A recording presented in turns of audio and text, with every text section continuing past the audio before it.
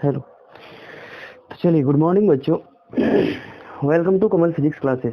आज जो हम बात करेंगे वो करेंगे series and parallel combination of resistance पर। जैसे सबसे पहले आज बात करेंगे series combination of resistance. Series combination of resistance. आज हम लोग सबसे पहले सीरीज कॉम्बिनेशन ऑफ रेसिस्टेंस की बात करेंगे, क्योंकि हम लोग करंट पढ़ रहे हैं और करंट में अगर रेसिस्टेंस को सीरीज में जोड़ दिया जाए तब जो नेट रेसिस्टेंस है, जिसको हम लोग बोलते हैं इक्विवेलेंट रेसिस्टेंस, उसका जो वैल्यू है वो कितना होगा ये हम लोग देखेंगे। अगर मान लीजिए कोई भी रेसिस्टेंस सीरीज में जुड़ा हुआ हो, कोई भी रेसिस्टेंस अगर सीरीज में जुड़ा हुआ हो, जैसे मान लेते हैं R1 है, या R2 है, और ये R3 है, और ये R4 है। सीरीज में, ये सीरीज में कहलाएगा, क्योंकि सीरीज में क्या होता है, जैसे आप लोग 10th क्लास में पढ़े होंगे, सीरीज में उस रेसिस्टेंस को कहते हैं जिसमें फर्स्ट रेसिस्टेंस का जो ये पोल है, सेकंड के फर्स्ट का रेसिस्टेंस का सेकंड पोल सेकंड रेसिस्टेंस का फर्स्ट पोल से जुड़ा हुआ हो, और सेकंड रेसिस्टेंस का सेकंड पोल थर्ड रेसिस्टेंस का फर्स्ट पोल से जुड़ा हुआ हो, और थर्ड रेसिस्टेंस का फर्स्ट पोल और फोर्थ रेसिस्टेंस का फर्स्ट पोल से जुड़ा हुआ हो। ये थर्ड रेसिस्टेंस का लास्ट पोल सेकंड पोल और फोर्थ रेसिस्टेंस का फर्स्ट पोल से जुड़ा हुआ हो। जब भी रेसिस्टेंस ऐसा कंडीशन में हो तो ऐसी कंडीशन को हम लोग बोलते हैं सीरीज कॉम्बिनेशन ऑफ रेसिस्टेंस। ठीक है, मान लेते हैं अपने पास 4 रेसिस्टेंस है। अगर ये चारों रेसिस्टेंस सीरीज में है तो हम लोग क्या करेंगे, ये चारों को ऐड कर देंगे। ये एडिशन कैसा होगा, ये एडिशन जो होगा ये अलजेब्रिक सम होगा। नेट इक्विवेलेंट रेसिस्टेंस अगर हम लोग देखेंगे तो कितना हो जाएगा, R1 plus R2 plus R3। देखिए इसका क्या फायदा है, इसका सबसे बड़ा फायदा ये है कि आपको ये पता चल गया कि जब भी रेसिस्टेंस सीरीज कॉम्बिनेशन में रहे तो हम लोग क्या करेंगे, उसको अलजेब्रिक सम करेंगे। क्या करेंगे, अलजेब्रिक सम। जैसे हम लोग कोई भी ऐड करते हैं, कोई भी नंबर हो 2 3 4 5 6, इसको हम लोग ऐड कर देते हैं। उसी तरह से अगर अपने पास रेसिस्टेंस सीरीज कॉम्बिनेशन में हो तो हम लोग क्या कर देंगे, उसमें अलजेब्रिक सम करेंगे, ना कि वेक्टर एडिशन। वेक्टर एडिशन हम लोग वहाँ करते हैं जो क्वांटिटी वेक्टर हो, जिसमें डायरेक्शन और मैग्नीट्यूड दोनों हो। पर ये जो है यहाँ सीरीज कॉम्बिनेशन ऑफ रेसिस्टेंस है, और सीरीज कॉम्बिनेशन ऑफ रेसिस्टेंस में हम लोग क्या करते हैं, अलजेब्रिक सम ऑफ रेसिस्टेंस करते हैं। समझ गए? ठीक है, तो क्या करेंगे, ये देखिए, जब भी अपने पास रेसिस्टेंस सीरीज में हो, क्या किसमें हो, सीरीज में हो, तो ऐसी स्थिति में हम लोग क्या करते हैं, अलजेब्रिक सम करते हैं। इनको ध्यान से देखिए, क्या करते हैं, अलजेब्रिक सम करते हैं। अगर मान लीजिए यही 4 रेसिस्टेंस पैरेलल कॉम्बिनेशन में हो तब क्या होगा, तब हम लोग जो सम करते हैं उसमें भी सम ही करते हैं, लेकिन फ्रैक्शनल सम करते हैं। क्या करते हैं, फ्रैक्शनल सम। देखिए कैसे, ये तो सीरीज में था, ए और बी टर्मिनल, ए टर्मिनल और बी टर्मिनल। अगर आप इनको सही से समझें, ये जो है फर्स्ट रेसिस्टेंस, इनका पहला टर्मिनल ये है और दूसरा टर्मिनल ये है। सेकंड रेसिस्टेंस का पहला टर्मिनल ये है और दूसरा टर्मिनल ये है। फर्स्ट रेसिस्टेंस का पहला टर्मिनल तो ऐसे ही है। जब भी कोई रेसिस्टेंस सीरीज कॉम्बिनेशन में होगा, किसमें होगा, सीरीज कॉम्बिनेशन में, तो ऐसी स्थिति में होगा ये कि फर्स्ट रेसिस्टेंस का पहला टर्मिनल और फर्स्ट रेसिस्टेंस का सेकंड टर्मिनल और सेकंड रेसिस्टेंस का फर्स्ट टर्मिनल ऐड होगा। उसके बाद सेकंड टर्मिनल का सेकंड टर्मिनल और थर्ड टर्मिनल का फर्स्ट टर्मिनल ऐड होगा।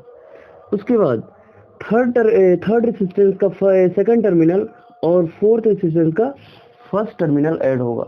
जब भी हम लोग इसको ऐसे ऐड होते हुए देखेंगे तो इसको हम लोग बोलेंगे this resistance is called in series combination. मतलब ऐसा रेसिस्टेंस जो है वो सीरीज कॉम्बिनेशन में कहलाएगा। ठीक है, चलिए अब हम लोग आते हैं पैरेलल कॉम्बिनेशन ऑफ रेसिस्टेंस। ये अगर ऐसा सजा हुआ दिख जाए आपको कहीं भी रेसिस्टेंस, तो ये सीरीज कॉम्बिनेशन में कहलाएगा। ठीक है, और इसको ऐड करने के लिए हम लोग बहुत ही सिंपल अलजेब्रिक सम करेंगे, ना कि वेक्टर एडिशन। ठीक है, चलिए अब हम लोग आते हैं पैरेलल कॉम्बिनेशन ऑफ रेसिस्टेंस। ये तो सीरीज था, अब पैरेलल में आते हैं। मान लेते हैं अपने पास ए टर्मिनल है और दूसरा बी टर्मिनल है। इसके दोनों टर्मिनल के बीच 4 रेसिस्टेंस को ऐड किए। ये रेसिस्टेंस R1 और अपना ये रेसिस्टेंस है, ये है R2 और ये है इसको R2 मान लेते हैं, और ये अपना ये है R3, ये R3 है, R3, और ये जो रेसिस्टेंस है ये है R4। अब क्या किए, ये चारों रेसिस्टेंस को हम लोग किसमें कर दिए, पैरेलल। अब जो ऐसा कंडीशन अगर आपको दिख जाए तो ये रेसिस्टेंस कहलाएगा पैरेलल कॉम्बिनेशन ऑफ रेसिस्टेंस। अगर रेसिस्टेंस पैरेलल कॉम्बिनेशन हो तो हम लोग इसको अलजेब्रिक सम ही करते हैं, लेकिन फ्रैक्शनल अलजेब्रिक सम करते हैं, ठीक है। फ्रैक्शनल अलजेब्रिक जो सम होता है इसमें क्या होता है, जैसे भिन्न होता है, फ्रैक्शन होता है, कोई इंटीजर नहीं होता। जैसे मान लीजिए कि अगर हम लोग को इसका इक्विवेलेंट रेसिस्टेंस चाहिए, क्या चाहिए, इसका इक्विवेलेंट रेसिस्टेंस। इक्विवेलेंट का अर्थ होता है net resistance between point A and B. अगर हम लोगों को क्या चाहिए, net resistance between point A and B, now we have calculate from applying the fractional addition rule. क्या लगाएंगे, fractional addition rule. Fractional addition rule क्या होता है, देख, अगर हमें R पैरेलल चाहिए, R पैरेलल चाहिए तो क्या होगा, 1/R पैरेलल, ये R इक्विवेलेंट कहलाएगा, equal to 1/R1 plus 1/R2 plus 1/R3 plus 1/R4। Series और पैरेलल में क्या अंतर देखा, अभी हम यहाँ बगल में सीरीज भी बना लेते हैं, यहाँ बनाते हैं, ये सीरीज, ये पैरेलल वाला है, ये क्या है, तो सीरीज को हटा देते हैं, ये है आपका पैरेलल कॉम्बिनेशन, पैरेलल कॉम्बिनेशन। अब बगल में यहाँ सीरीज बना लेते हैं, चलिए, ये है R1, R2, R3 और ये R4। देखिए दोनों में एडिशन ही होगा, लेकिन इसमें फ्रैक्शनल एडिशन होगा और इसमें अलजेब्रिक, सिंपल अलजेब्रिक सम होगा, ठीक है। चलिए, अगर इसका R इक्विवेलेंट चाहिए, R इक्विवेलेंट कैसा, सीरीज, तो क्या हो जाएगा, R1 plus R2 plus R3 plus R4। ये सिंपल अलजेब्रिक सम हो गया और ये फ्रैक्शनल एडिशन सम हो गया। दोनों में डिफरेंस है, अगर रेसिस्टेंस पैरेलल में हो जाए तो क्या होता है, रेसिस्टेंस का जो नेट वैल्यू होता है, इक्विवेलेंट वैल्यू होता है, वो कम हो जाता है। लेकिन अगर रेसिस्टेंस सीरीज में हो तो ऐसी स्थिति में होता है ये है कि रेसिस्टेंस ऐड होता है। ऐड मतलब ये कि रेसिस्टेंस का जो वैल्यू है वो बढ़ते जाएगा, इंक्रीज करता जाएगा, ठीक है। चल, अब हम लोग इस पर कुछ प्रॉब्लम कर लेते हैं, उसके बाद समझ में आ जाएगा। इनको इरेज कर देते हैं। देख लीजिए, ये है सीरीज में और ये है पैरेलल में। जो भी रेसिस्टेंस अगर पैरेलल में होगा, अगर मान लीजिए कोई 2 या 3 रेसिस्टेंस पैरेलल में है, इसका क्या होगा कि सबका फर्स्ट टर्मिनल, देख लीजिए, सबका फर्स्ट टर्मिनल एक साथ बंधा होगा और सबका सेकंड टर्मिनल एक साथ बंधा होगा। तो ऐसी स्थिति में इनको हम बोलेंगे कि ये पैरेलल कॉम्बिनेशन में है। लेकिन अगर कोई सीरीज कॉम्बिनेशन में है तो होगा ये कि एक का फर्स्ट, दूसरे का सेकंड टर्मिनल, एक का फर्स्ट टर्मिनल और दूसरे का सेकंड टर्मिनल, फिर देखिए इसका सेकंड टर्मिनल, इसका फर्स्ट टर्मिनल, ऐसे करके ऐड होगा। पैरेलल में सबका फर्स्ट टर्मिनल एक साथ और सेकंड टर्मिनल एक साथ ऐड होता है, लेकिन अगर सीरीज में हो तो किसी का फर्स्ट, किसी का सेकंड टर्मिनल ऐड होता है। किसी ऐसे मान लीजिए अगर कोई सीरीज में, तो ऐसा नहीं होगा कि सबका फर्स्ट टर्मिनल ऐड कर देंगे वो सीरीज में कहलाएगा, ऐसा कभी नहीं होगा, ठीक है। चलिए, हम लोग जो है क्या करते हैं, मिक्स्ड क्वेश्चन करते हैं सीरीज और पैरेलल का। इसको पहले इरेज कर देते हैं।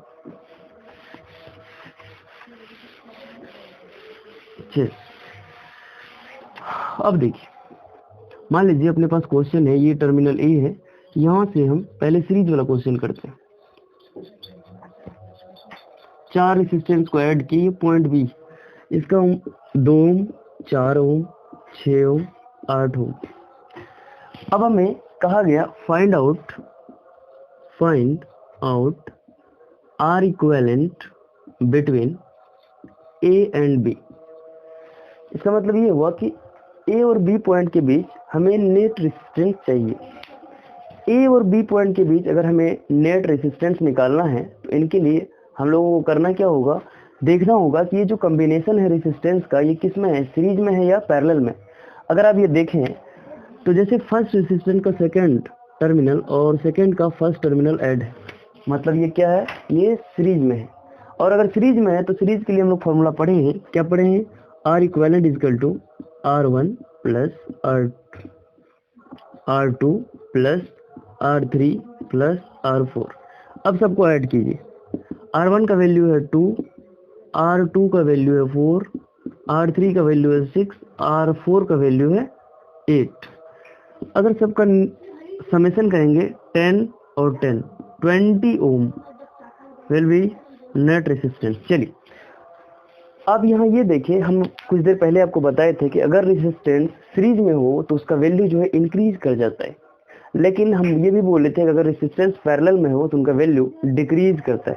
कैसे, देखिए अब यही रेसिस्टेंस को, ये तो सीरीज में था, अब इसी को हम लोग पैरेलल में ऐड करते हैं, देखते हैं क्या होता है। किसमें करेंगे, पैरेलल में। पैरेलल में ऐड कर देते हैं, देखते हैं वैल्यू घटता है या बढ़ता है।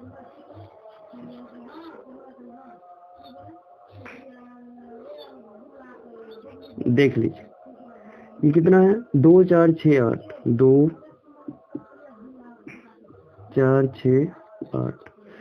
अब ये क्या हो गया, सबका फर्स्ट टर्मिनल एक साथ और सबका सेकंड टर्मिनल एक साथ, तो क्या हो जाएगा, नेट रेसिस्टेंस क्या हो जाएगा, डिक्रीज करेगा। देखिए कैसे, इसके लिए फॉर्मूला क्या है, 1/R equivalent will be equal to 1/R1, मतलब R1 का वैल्यू कितना है 2, 1/R2 का वैल्यू कितना है 4, 1/R3 का वैल्यू कितना है 6, 1/R4 का वैल्यू कितना है 8। अब इसका एलसीएम लीजिए, ये फ्रैक्शनल एडिशन हो गया, तो 2 4 6 8, इसका एलसीएम 2 से 1 4 3 4, अच्छा यहाँ 2 हो जाएगा, फिर 2 से दीजिए कितना हो जाएगा 1 3 2, मल्टीप्लाई कीजिए 8 3 जा 24, एलसीएम हो गया इसका 24, 1/R इक्विवेलेंट, तो कितना हो जाएगा 12 प्लस 6 प्लस 4 प्लस 3, ऐड कीजिए तो कितना हो गया 10 12 22 और 3 25 और ये 24। देखिए R इक्विवेलेंट 1/R इक्विवेलेंट आया है आपका 25/24। अगर हम सिर्फ R इक्विवेलेंट निकालना चाहें तो क्या आ जाएगा, ये देखिए इसको यहाँ से इरेज करते हैं। अब यहाँ आइए 1/R इक्विवेलेंट आपका कितना आया है 25/24। अब इसको उलट दीजिए, R इक्विवेलेंट 24/25। अब देख लीजिए कितना हो गया, एक से भी छोटा, मतलब जब हम उसको ऐड किए तो ये रेसिस्टेंस इंक्रीज कर गया, लेकिन अगर रेसिस्टेंस को ऐड कैसे, सीरीज कॉम्बिनेशन में अगर रेसिस्टेंस को जोड़ेंगे तो रेसिस्टेंस का वैल्यू इंक्रीज करेगा, लेकिन अगर उसको पैरेलल कॉम्बिनेशन में वही रेसिस्टेंस को जोड़ देंगे तो देखिए वैल्यू एक से भी छोटा आ गया, वैल्यू घट जाएगा। ठीक है, तो ये बात ध्यान में रखना, और आगे भी इसी तरह का प्रॉब्लम करते रहेंगे। आज फिलहाल यही, धन्यवाद।